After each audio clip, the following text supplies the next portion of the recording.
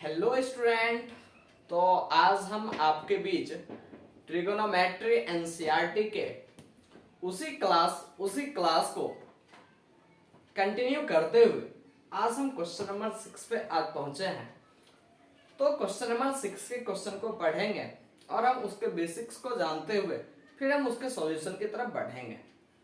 तो question number 6 में student आपका ये कह रहा है, if angle A and angle B are acute angle, means एक कोई ट्रायंगल है, राइट एंगल ट्रायंगल, जिसके ए और एंगल बी जो हैं वो दोनों ही एक्यूट एंगल हैं।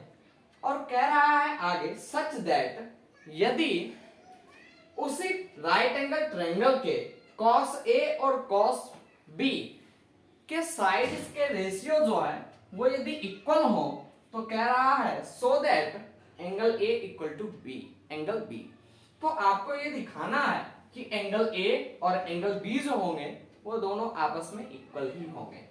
तो अब स्टूडेंट हम यहां से पहले एक जो है वो हम राइट एंगल ट्रायंगल को ड्रॉ करते हैं। तो इस तरीके से हम एक राइट एंगल ट्रायंगल को ड्रॉ कर लिया है। अब यहां जो कह रहा है वो कह रहा है angle A and angle B are acute angle, means आपका ये जो एंगल है ये एंगल तो आपका ए और बी होगा नहीं, क्योंकि ये तो एक राइट एंगल है। तो इसलिए जब ए और बी का कह रहा है तो यहाँ पे हम इसको हम सी मान लेंगे और हम यहां से इसको ए मान लेंगे और इसको हम क्या मान लेंगे, बी मान लेंगे। अब जो बात आई, अब ये बात आई, ये जो एंगल होगा ये आपका एक्यूट एंगल होगा, एंगल ए, और ये आपका जो एंगल बी होगा ये भी आपका कैसा एंगल होगा, तो एक एक्यूट एंगल होगा। तो स्टूडेंट अब हम क्वेश्चन की तरफ चलेंगे। क्वेश्चन में दिया हुआ क्या है आपका, किसका रेशियो, तो cos A और cos B का रेशियो जो होगा वो दोनों इक्वल होगा। तो हम यहां से चलते हैं और यहां से cos A और cos B का जो रेशियो होगा साइड्स का उसको हम निकालने का कोशिश करते हैं। तो यहां से यदि हम निकालेंगे तो cos A इक्वल टू आपका क्या हो जाएगा, यानी इस एंगल के रिस्पेक्टिव, तो cos थीटा इक्वल टू आपका क्या होता है, तो cos थीटा इक्वल टू होता है आपका बेस अपॉन हाइपोटेनस। तो यहां से cos A, तो इसमें बेस क्या होंगे, तो बेस तो आप पढ़ ही चुके हैं। बेस यानी जो दो साइड्स होते हैं ट्रायंगल में उनमें से एक तो क्या होते हैं, एक आपके हो जाते हैं एंगल का, एंगल के जो दो साइड्स होते हैं उनमें से आपके एक तो हो जाते हैं क्या, हाइपोटेनस, और दूसरे क्या हो जाते हैं आपके, दूसरे हो जाते हैं आपके बेस।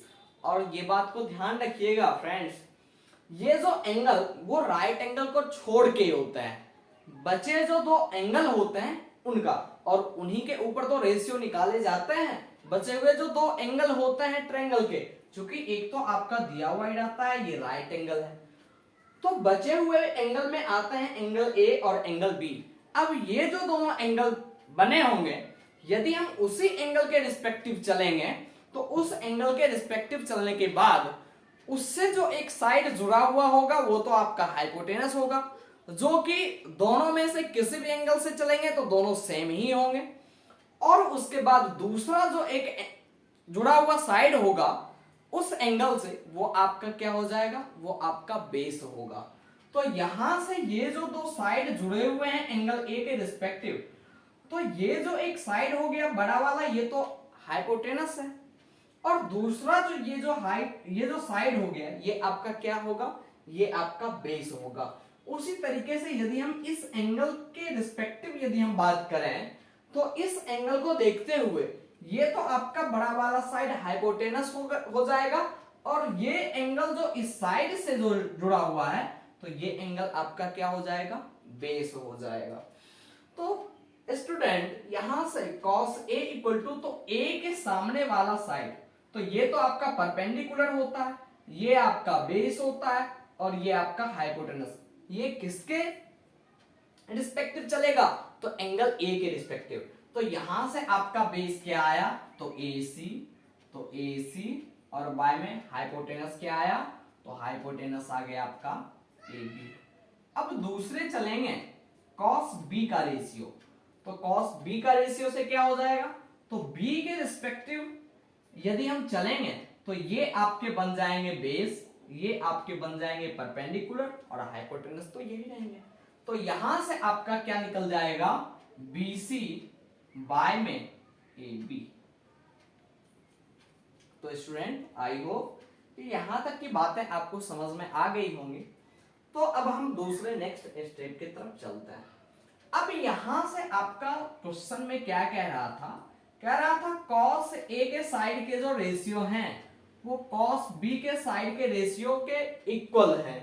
तो यहां से यदि हम चलें तो ये आपका दोनों का रेशियो निकल के आया, मीन्स यहां से आपके क्या हो जाएंगे, AC by AB equals to क्या हो जाएगा, BC बाय AB।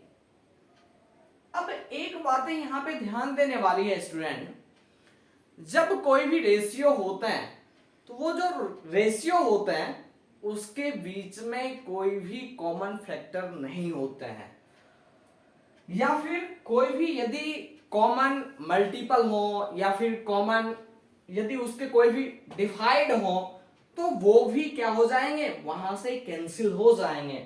तो यहां यदि हम बात करें तो कॉमन डिवाइड है क्या, AB AB, मीन्स दो अलग अलग नंबर हैं और उस रेशियो को जो है वो दोनों को AB AB क्या कर रहा है, डिवाइड कर रहा है। तो यहाँ पे तो हम AB को क्या कर सकते हैं, निगलेक्ट यहां से हम कर सकते हैं, यानी यहां से हम AB को यदि छोड़ देंगे तो आपके क्या हो गए, ये हो गए आपको AC इक्वल्स टू BC। अब ये AC कहां है, तो AC आपके ये साइड हो गए, ये वाले साइड, और BC, तो BC आपके क्या हो गए, तो BC आपके ये वाले साइड्स हो गए, ये वाले साइड हो गए। यहां मैंने एक एक लाइन इसलिए दे रखा है इस दोनों साइड के ऊपर ताकि आप समझ पाए ये दोनों साइड जो हैं अब यहां से क्या आ गए हैं, तो इक्वल आ गए हैं। यहां से ये दोनों साइड क्या आ गए हैं, इक्वल। अब स्टूडेंट आप पहले पढ़ चुके होंगे, जब किसी ट्रायंगल के दो साइड्स आपस में इक्वल होंगे, दो साइड आपस में इक्वल होंगे तो उस ट्रायंगल को हम कहेंगे आइसोस्केल्स ट्रायंगल। हिंदी मीडियम वालों के लिए, जब दो भुजाएं आपस में सेम होंगे किसी ट्रायंगल के तो उन ट्रायंगल को, उन त्रिभुजों को हम क्या कहेंगे, समद्विबाहु त्रिभुज कहेंगे। तो यहां से ये बातें समझ में आ गई, जो कि ये ट्रायंगल जो है वो क्या है, तो वो एक आइसोस्केल्स ट्रायंगल है।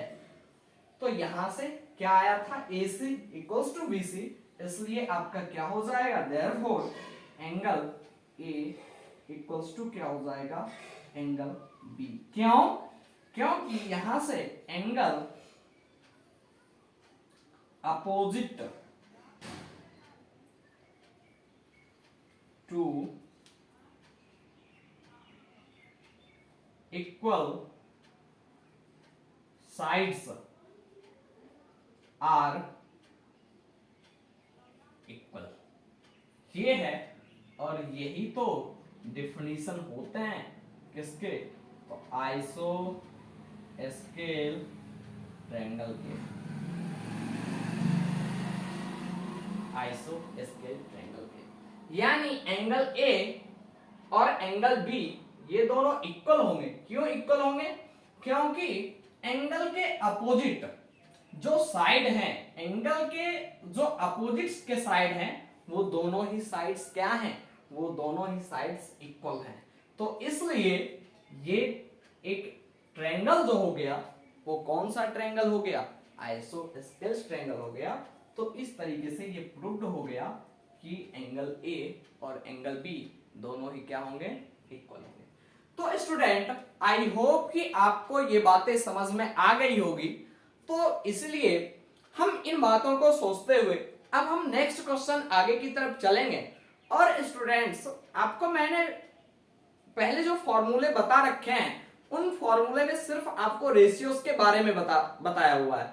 तो अब उन रेशियो से फिर आगे चलते हुए मैं कुछ और सम इंपॉर्टेंट फॉर्मूले के बारे में आपको बताऊंगा और फिर उनसे जो आपके क्वेश्चन होंगे वो आगे के डील हो सकेंगे। तो हम उसी फॉर्मूले को ध्यान में रखते हुए अब हम आगे की तरफ उस फॉर्मूले को हम डील करना चाहेंगे। ठीक है स्टूडेंट्स, तो अब अगले वीडियो में हम उसी फॉर्मूले को आपको समझाने का कोशिश करेंगे।